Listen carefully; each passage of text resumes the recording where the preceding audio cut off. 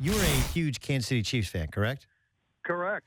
And this has been this remarkable season. Even yesterday, Eric Berry with a pick six and a pick two. Were you in the Fox NFL set? Where were you during the pick six, pick two? I was actually out here getting ready for this golf tournament. So I caught the first half and I missed the second half, unfortunately. But I did go back and catch SportsCenter and watch the highlights, and I got to see everything, and I was following it on my phone. So, but I was super excited. Yeah, and what a good story for him. Going back to Atlanta, going home, and having a career day like that. Being the difference in a W or an L. He was amazing. It was a fun day. It was sorry, that's a movie script, right? Guy has cancer. They think he's going to die, goes and gets treatment and plays, comeback player of the year, comes back. He also torn his knee up too. He comes back to the city where he was getting cancer treatment, and he was literally the reason they came back and won that game. You can say that about quarterbacks sometimes. You can rarely say it about a defensive player, but those two plays won them the game. Yeah, no doubt about it. And you mentioned his story. Look, there's all kinds of stories out there, and this is a great story. It's a really happy story, and so I hope people keep telling it because it's worth being told. It's always nice when someone comes back and beats the odds and rises up and accomplishes great things, which is what he did. Are they actually any good? Or they can't I think everybody else. Everybody saw that article in Wall Street Journal and everywhere talking about statistically. They should be a 5-7 team. Yeah. But I don't know how. They got guts, they got savvy, they got moxie, whatever you want to call it. They get it done. Just win, baby, and they're doing that. So they're 9-3. We're playing the Raiders on Thursday night at Arrowhead. This game matters. It's a divisional title implications. It's got playoff implications. It's good. I think this Thursday night is going to be one of the best Thursday night games maybe ever. Yeah, no, listen, and as much as Thursday Night Football gets clowned, this is one to which I think everybody can't wait to tune into. Rob Riggle joining us on the Doug Gottlieb Show. You have the Rob Riggle 2016 Invitational, but it's Invet as for vets like Veterans of War, the Golf Classic. Right? How did you become so involved in the Semper Fi Fund, which of course receives money from your own golf classic? Well, I'm a veteran myself, 23 years in the Marines, and I care very much about veterans and their issues and their families. And the Semper Fi Fund is one of the greatest organizations out there. And there are a lot of organizations out there, but the Semper Fi Fund has a 4-star rating from Charity Watch. And there's only a handful of organizations that have that rating. So 96 cents out of every dollar goes back to the service members and their families. And you want to talk about a steward of your money, the Semper Fi Fund, these guys, they do it right. And it started with a bunch of Marine Corps wives who got together, saw a need, didn't complain about it, didn't, bitch and moan. They just got busy. They said, all right, well, there's a problem. Let's go fix it. And so they did. And they started with $500, 5 ladies. They each put in $100.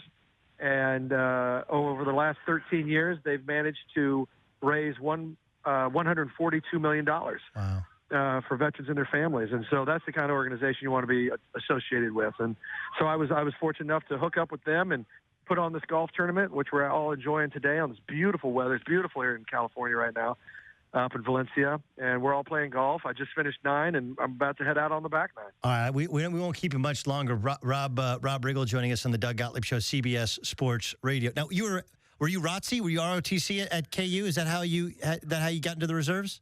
No. I had a pilot's license when I was an undergrad at KU, and I got a guaranteed flight contract. I took a test, got a guaranteed flight contract with the Marine Corps, and I went through PLC, platoon leader course. And then when I graduated, I went through officer candidate school. Well, actually, PLC is officer candidate school. And then I went through the basic school, and then I started my career in the Marines. And you went to what? Albania, Kosovo, Afghanistan?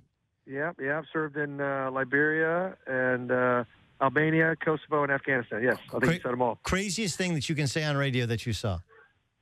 Well, there's not much I can say that I can say on radio, but just I think being over in war-torn countries, you get a real appreciation for law and order, for what it's like to live in a society where we have hospitals and courts and police and firemen and hospitals that work and schools that work. If you go to some of these war-torn countries, none of that stuff exists.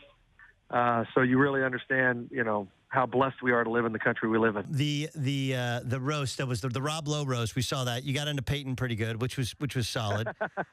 He's such a good dude. He was so much fun. He came up with great. I thought his stuff killed too, And it's so when it comes from him, it even has more zing to it, I think. So he did a great job. That turned into the Ann Coulter roast, though. It was it really did. What was the vibe like, though, when it turned into the Ann Coulter roast instead of being the Rob Lowe roast? Well, look, everybody on the dais, everybody knows if you're going to sit up on that stage, you're going to get zinged. Yeah, it's just the price of admission. So when you agree to do a roast, you just know, okay, well, if I'm sitting up there, I'm going to get it. And she, it wasn't a trick. She knew what she was getting into. She wanted to promote her book, and she came, and everybody zinged her, no doubt about it. And but everybody zinged everybody. I hit on her a couple times, but I also hit everybody else on that stage as well. So. Yeah. It's just what it is. Important to say you hit on her comedically, because I think Exactly. Yeah, exactly. Yeah. I hope that didn't come out wrong. Yeah. No, it did not. But truth be told, yeah. Rob Lowe is so good looking even at his age, like that. Actually, I saw a picture of him on Instagram the other day, and I actually got a little mad because I was like, it's disturbing. He's Benjamin Buttons. He's getting better as he gets older. It's ridiculous. Last thing, KU, your alma mater, they've won 12 consecutive Big 12 titles, but some give Bill Self heat because he's only won one national title. Is this could be like the rare year for you where you get a Super Bowl and a Final Four? Are you feeling like this is your year to double up? Yes, but I feel that way every year, so I don't know. Take that with a grain of salt. Yeah, look, are you kidding me? Every year I start with the anticipation that the Royals are going to win the World Series, the Chiefs are going to win the Super Bowl, and the Jayhawks are going to win some national title. That's how I start every year, and it doesn't always pan out. Lately, it's been pretty great. Yeah, but you had 2 World Series. Yeah, no question. We played in 2 World Series. 2008, the Jayhawks won the national title, and we went 12-1 in football and won the Orange Bowl. That was probably the greatest Jayhawk sports year I've ever seen. Okay, I forgot there's one more because you're in a famous scene in The Hangover. When you made that movie and you went back home, like you had this like 1-2 scenes in the movie.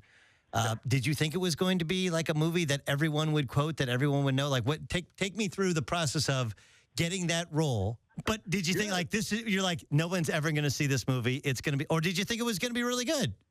The thing about movies is you never truly know what the mood of the country is going to be, if people are going to respond to it or not. All you can kind of do is say whether or not you had fun filming it and whether you thought it was funny while you were filming it. And we had fun filming it, and we thought it was funny while we were filming it. We were, laughing and enjoying ourselves. So that's the only mark we had. We didn't know if it would work or not. And it did, thank goodness. And people responded to it, and it was a blast. And I had a blast doing it. The Todd Phillips, who directed it, was nice enough just to offer me the role. I came in. He let me improvise. A lot of that stuff is not in the script, but he let me play with it, and turned out to be a lot of fun. Wait, so in the face line, is that scripted, or was that all you? That was improvised. The whole stuff where I'm talking to the kid when he's sizing in on Bradley Cooper, and I'm sitting there going, I like the intensity, don't be afraid to ride the lightning. That's 50,000 volts, all that stuff. That was just filler because it was just this long. It was a long zoom in on the kid. And I just started filling it, and Todd was like, "It's great. Keep doing what you're doing, man." So I was like, "All right."